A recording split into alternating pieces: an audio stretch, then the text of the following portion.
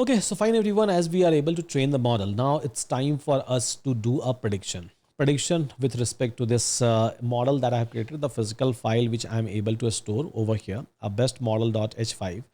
So how we will be able to do a prediction? Let's try to understand that particular part in a very first place.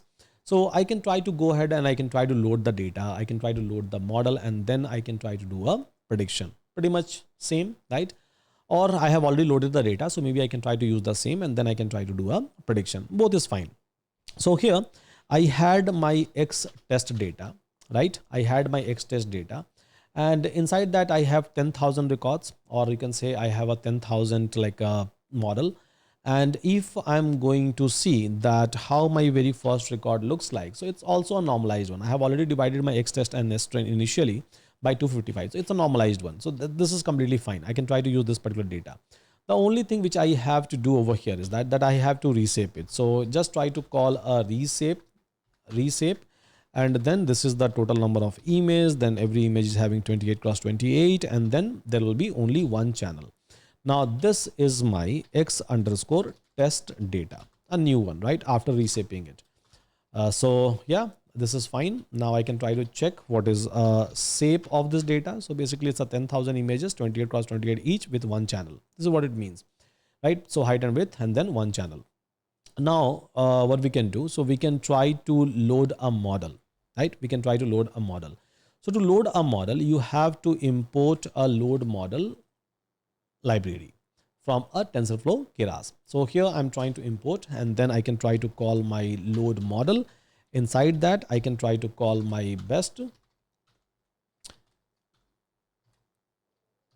or model name was best underscore model.h5. So this is my model name, right? I can try to load it. I can try to even do a prediction from my current object, model object, which I have.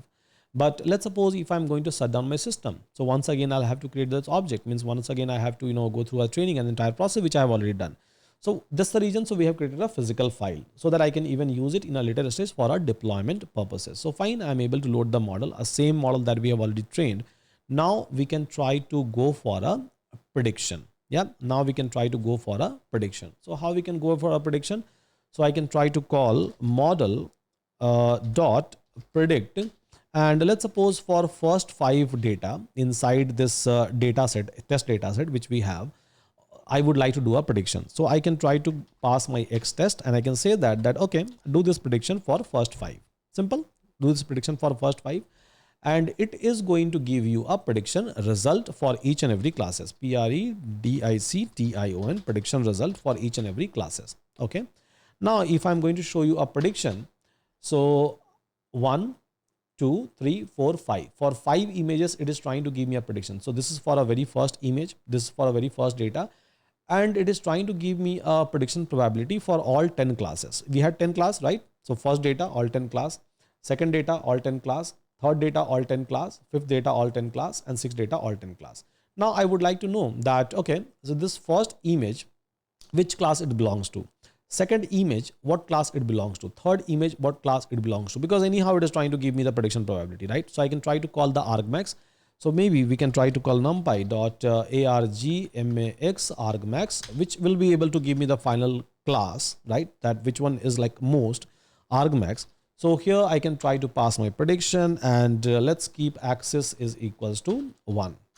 So now here, first image belongs to a 9th class.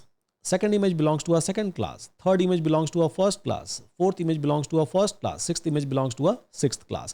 You can do a mapping with the class name, and eventually you will be able to find out. So in a top section, so I had already kept my class name inside a list. I can do a mapping. What is my 9th class? Ankle boot, right? What is my second class? So 0, 1, 2, pullover. What is my first class? Trouser. What is my first class? Again, trouser. What is my sixth class? So 0, 1, 2, 3, 4, 5, 6. Shirt basically. So this is my class name. Now I can try to do a visualization if I want. So visualization wise, I have already shown you the code. Same code I'm going to use it over here. Same code, exact same code I'm going to use it. The only thing is I'm going to use this prediction in this particular place. So prediction class name white test, it is going to give me the class, then class name, and then it is going to give me the, sorry, let me save it. So prediction and argmax. So let me label it as a prediction underscore class. Yeah, prediction underscore class. So this is holding prediction class. So if I'm going to show you, this is holding the prediction classes. So I'm just going to pass that. Okay, fine. So try to show me a class name for the prediction class. So if I'm going to pass class name is equal to 1, it will try to pull trouser. If I'm going to pass class name is equal to 9, it is going to pull ankle boot, and it is going to show me in terms of images. You will be able to visualize it. So see, the true was ankle boot and the predicted one is ankle boot. True was pullover, ankle predicted one is also pullover. True was a trouser, predicted one is also trouser. True was basically trouser, predicted one is also trouser. So it looks like that it is able to do a good prediction for me, right? It is able to do a good prediction for me. Let me change this one to 1. Yeah. So here it is able to do a good prediction for me. So this is how I'm able to do a prediction, and it looks like that the model which I'm able to build is a kind of accurate model. It was a simple data, 28 plus 28. So obviously it is able to learn it in a best possible manner, right? Plus I have trained this entire model for a 10 epoch. So obviously it is going to perform well for me. So with that, hope all of you are able to understand, we'll handle this part. But yeah, so hope we are able to understand each and everything, starting from loading a data, then, visualizing the data set, and then finally creating a network architecture, visualizing those network architecture, training those network architecture, and finally saving a model and testing a model. So end to end, we are able to see it. At the end of the day, once I'm able to train the model, I just need this H5 file. I can host it on any cloud platform, and then I can do a continuous prediction without even doing a training again. So with that, thank you so much, everyone. Take care and see you again in my next chapter.